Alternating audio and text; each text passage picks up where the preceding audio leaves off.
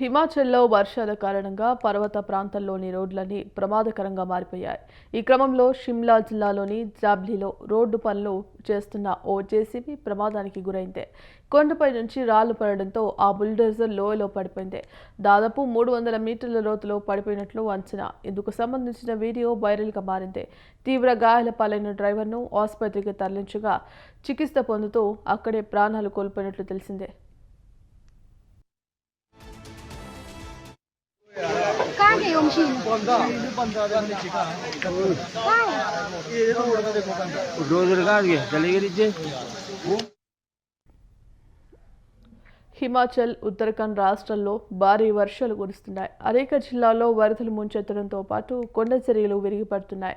దీంతో అనేక రహదారులను మూసివేయాల్సిన పరిస్థితి నెలకొంది.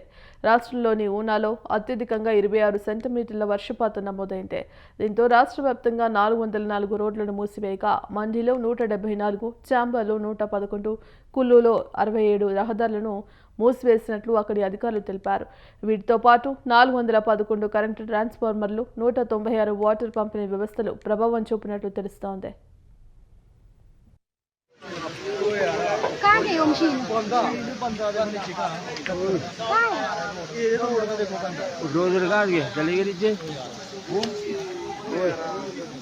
Ôi, con gà, ôi, con gà, con gà,